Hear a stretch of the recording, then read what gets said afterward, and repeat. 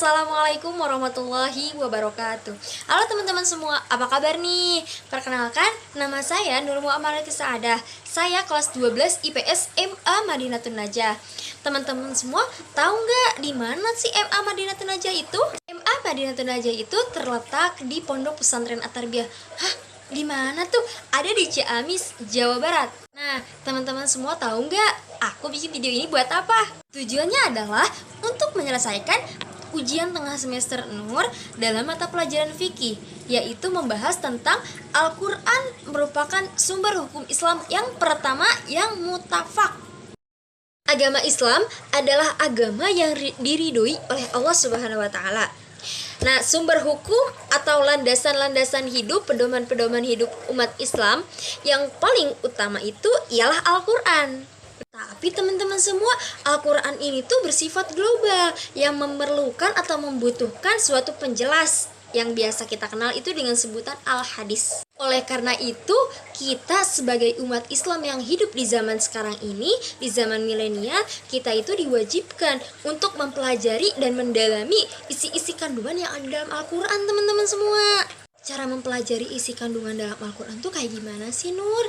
Teman-teman tahu nggak? Caranya itu bisa kita mengaji lewat para alim ulama ataupun melalui pesantren, melalui sekolah-sekolah yang khusus mengajarkan ataupun umum mengajarkan isi-isi kandungan Qur'annya. Hukum Islam itu selain Al-Quran ada juga Al-Hadis, Qiyas, dan juga Ijma. Al-Quran ini menurut bahasa berasal dari kata qoro'a. Qoro'a yaqro'u Qur'anan. Pengertian Al-Quran menurut bahasa ini adalah bacaan atau yang dibaca. Kan menurut istilah itu ada beberapa pendapat ulama-ulama usul fikih. Pengertian Al-Quran menurut Sufi Hasan Abu Thalib adalah wahyu yang disampaikan dengan menggunakan lafaz-lafaz bahasa Arab dan maknanya ini dari Allah Subhanahu wa Ta'ala. Wahyu ini diturunkan kepada Nabi Muhammad SAW. Selain itu, wahyu ini, Al-Quran ini merupakan sumber hukum yang paling utama bagi syariat. Pengertian Al-Quran yang kedua yaitu menurut Zakaria Al-Birri. Menurut beliau, Alkitab yang biasa disebut dengan Al-Quran adalah kalam Allah Subhanahu wa Ta'ala yang diturunkan kepada Rasulnya, yakni Nabi Muhammad SAW, dengan lafaz bahasa Arab, dinukil secara mutawatir dan tertulis pada lembaran-lembaran mushaf. Sedangkan menurut Al-Ghazali disebutkan dengan Al-Quran ialah Al-Qur'anu wa qaululillahi ta'ala. Al-Quran itu merupakan firman Allah Subhanahu wa Ta'ala. Dari definisi-definisi yang telah saya paparkan tadi, dapat kita tarik kesimpulan bahwasannya Al-Quran itu merupakan kalam Allah Subhanahu wa Ta'ala yang diturunkan kepada Nabi Muhammad SAW dengan menggunakan bahasa Arab, yang penukilannya ini disampaikan secara mutawatir dari generasi ke generasi hingga sekarang ini. Penukilan ini secara mutawatir di mana ketika Al-Quran ini disampaikan kepada para sahabat, maka para sahabat itu langsung menyampaikan dan menyampaikannya pula kepada banyak orang. Dasar kehujahan Al-Quran dan kedudukan sebagai sumber hukum Islam ini tidak sembarangan, teman-teman semua. Sebagaimana yang kita ketahui semua, teman-teman semua, Al-Quran ini diturunkan kepada Nabi Muhammad SAW dan disampaikan kepada umat manusia. Untuk apa? Untuk wajib diamalkan semua perintahnya dan wajib ditinggalkan segala larangannya. Al-Quran ini berpedoman terhadap 3 hal. Yang pertama yaitu tidak memberatkan atau adabul kharaj. Firman Allah itu dalam Al-Quran surat Al-Baqarah ayat 286 yang berbunyi, A'udzubillahi minasyaitonirrajim, Bismillahirrahmanirrahim, La yukallifullahu nafsan illa wus'aha. Allah itu tidak akan membebani seseorang kecuali sesuai dengan kesanggupannya. Yang kedua adalah meminimalisir beban atau qillatul taklif. Nah, teman-teman semua, dasar ini tuh merupakan sebuah konsekuensi logis dari dasar yang pertama. Dengan dasar ini, kita itu mendapat rukhsah atau keringanan dari beberapa jenis ibadah, seperti menjamak dan mengqashar sholat apabila dalam perjalanan dengan syarat yang telah ditentukan. Yang ketiga ialah berangsur-angsur dalam menetapkan hukum atau at-tadaruj. Nah, Al-Quran ini dalam menetapkan hukum itu secara bertahap teman-teman semua, jadi tidak langsung. Hal ini tuh bisa kita telusuri dalam hukum haramnya minum minuman keras, berjudi, serta juga perbuatan-perbuatan yang mengandung judi ditetapkan dalam Al-Quran nih teman-teman semua. Al-Quran ini punya banyak nama loh, banyak nama yang disandarkan terhadap Al-Quran. Yang pertama ini Al-Quran, nama yang paling utama itu Al-Quran. Nah, penamaan Al-Quran ini berlandaskan pada kitab suci yang diturunkan oleh Allah Subhanahu wa Ta'ala, yaitu kitab suci yang terakhir. Kitab suci ini berguna menjadi bacaan, sebagaimana arti Al-Quran itu sendiri teman-teman semua. Nama yang selanjutnya ialah Al-Furqan. Penamaan Al-Furqan ini mengindikasikan bahwasannya Al-Quran itu merupakan sebuah pembeda antara hak dan batil, atau antara yang benar dan yang salah. Kemudian nama yang selanjutnya ialah Al-Kitab. Al-Kitab ini artinya Al-Jam'u, yang berarti mengumpulkan. Penamaan ini berdasarkan yang mengandung berbagai macam ilmu, kisah, dan berita. Maksud dari Alkitab ini juga bahwasanya Al-Quran tidak hanya dipelihara melalui lisan atau hafalan ya teman-teman semua, tetapi juga dalam sebuah tulisan. Kemudian teman-teman semua, nama yang selanjutnya ialah Al-Zikru. Nama Al-Zikru ini murni dari bahasa Arab, yang artinya itu adalah kemuliaan. Makna lain dari kata Al-Zikru ialah ingat atau mengingatkan. Maksudnya ialah Al-Quran ini terkandung banyak pelajaran, nasihat, dan juga kisah para umat terdahulu. Nama yang selanjutnya ialah At-Tanzil. Kata At-Tanzil ini artinya yaitu sesuatu yang diturunkan, yaitu mengisyaratkan bahwasannya Al-Quran ini merupakan wahyu yang diturunkan oleh Allah Subhanahu wa Ta'ala kepada Nabi Muhammad SAW melalui perantara malaikat Jibril. Selain dari nama-nama yang disandarkan terhadap Al-Quran, ada juga nih sifat-sifat yang ditujukan terhadap Al-Quran ini. Yang pertama yaitu An-Nur. Yang kedua yaitu Asy-Syifa, yang artinya adalah obat. Dan yang ketiga adalah Basyir Nadhir.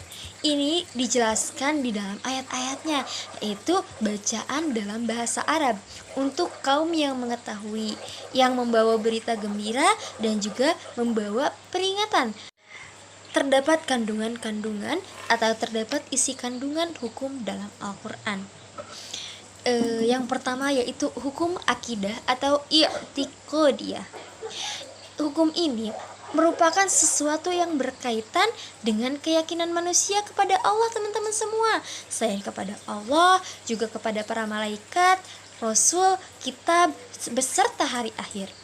Kemudian ada hukum etika atau khuluqiyah. Nah, hukum etika ini merupakan suatu perilaku yang berkaitan dengan kepribadian diri. Di antaranya yaitu kejujuran teman-teman semua, rendah hati, sikap dermawan, dan juga menghindari sifat-sifat buruk yang ada pada dirinya, seperti halnya dusta, iri, dengki, dan juga sombong. Yang terakhir yaitu hukum amaliyah. Ini merupakan suatu perilaku sehari-hari kita yang berhubungan dengan sesama manusia. Hukum amaliyah ini dibagi menjadi dua teman-teman semua. Yang pertama yaitu muamalah ma'allah. Muamalah ma'allah ini adalah pekerjaan kita yang berhubungan dengan Allah Subhanahu wa Ta'ala, seperti sholat, puasa, zakat, haji, nazar, dan lain sebagainya. Masih banyak lagi loh teman-teman semua. Yang kedua yaitu muamalah ma'an-nas. Ini merupakan pekerjaan manusia, pekerjaan kita yang berhubungan langsung dengan manusia, baik itu secara pribadi maupun kelompok teman-teman semua. Contohnya nih ya, kontrak kerja, hukum pidana, dan masih banyak lagi.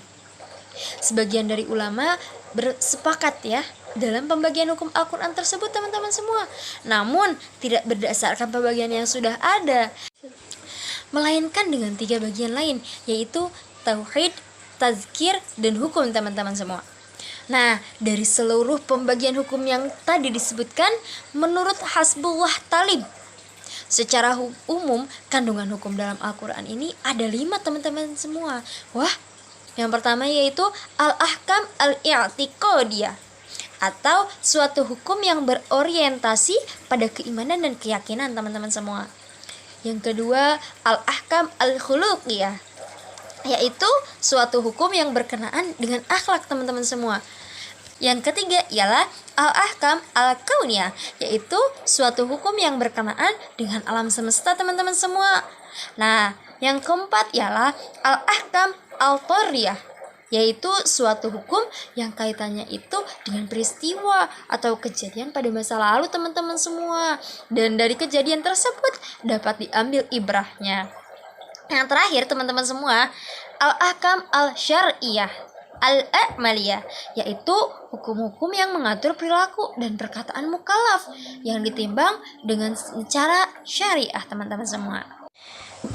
Nah teman-teman semua, selanjutnya Nur bakalan ngejelasin nih cara Al-Quran itu menjelaskan ayat-ayat hukumnya. Gimana sih caranya teman-teman semua? Yuk kita simak. Al-Quran ini merupakan sumber hukum Islam yang sifatnya itu umum. Maka sebagian besar hukum yang dijelaskan ini bersifat global teman-teman semua, dan hanya beberapa yang bersifat mendetail. Secara garis besar nih teman-teman semua, penjelasan hukum Al-Quran ini terdiri menjadi 3 macam. Yaitu yang pertama, ijmali, atau artinya global. Penjelasan Al-Quran ini bersifat umum, sedangkan sunnah Nabi yang nantinya akan menjelaskan lebih detailnya teman-teman semua. Sebagaimana perintah mendirikan sholat, membayar zakat, dan penjelas lafaz yang tidak jelas secara makna. Allah Subhanahu wa Ta'ala berfirman, dirikanlah sholat dalam Al-Quran surat Al-Baqarah ayat 43.